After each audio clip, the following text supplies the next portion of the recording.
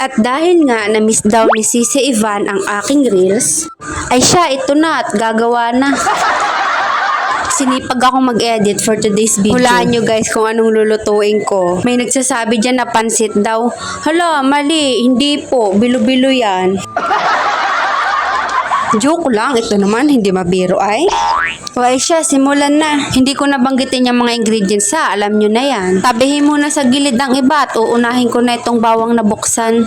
Tinimes ko na yan para mabilis at baka naman abutin tayo ng kanas-kanas sa bawang pa lamang. Sa totoo lang guys, alam nyo ba kung bakit ayoko na nag-edit ng reels? Kasi hindi ko alam yung sasabihin. Hindi kasi ako marunong magpaliwanag sa totoo lang. Basta ayoko na lang mag-talk.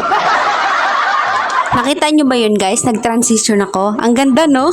Hindi ko na kinat guys, pampahaba din yan. Ayaw, di ma. Ay bakit naman gano'n? Sino ba gayon? Grabe guys, sobrang tapang ng sibuyas na paiyak niya ako. Uhog naman ang inabot ko ay.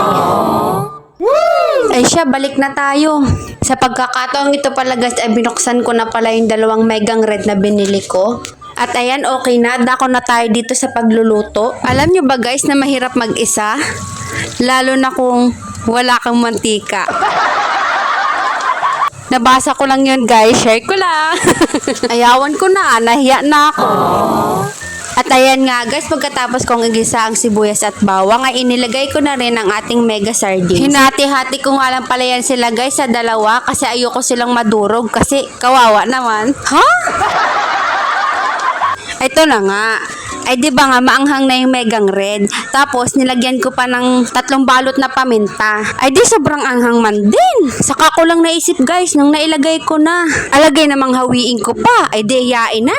Pagkatapos nga pala guys ay nilagyan ko pa yan ng asin. Konti lang ha. As in konti lang. May lasa na kasi yung dilata kaya konti na lang na asin pwede na. At pagkakulong nga guys ayan nilagay ko na yung bihon.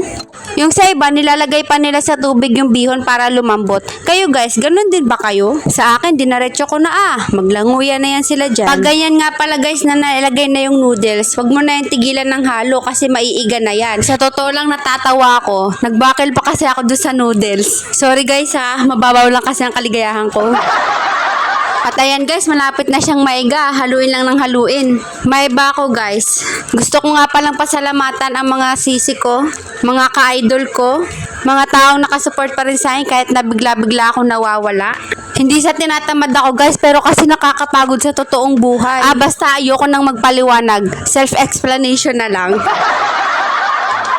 Pasensya na kung hindi ako nakaka-respect sa inyo. Yung tipong makikita nyo yung pangalan ko na sunod-sunod naglalike sa mga post nyo. Bawal kasi yun guys. Nasa rules yun. Dati 3.2 na yung followers ko. Ngayon 3.1 na lang. Gusto ko lang sabihin sa mga nag-unfollow sa akin na bye-bye. Ingat po kayo palagi. At sa mga nag-stay naman, maraming salamat po sa inyo. Sana lumaki pa ang mga bahay nyo. Minsan talaga nakakatamad pero enjoy na lang natin guys. Yun lang. Bye-bye!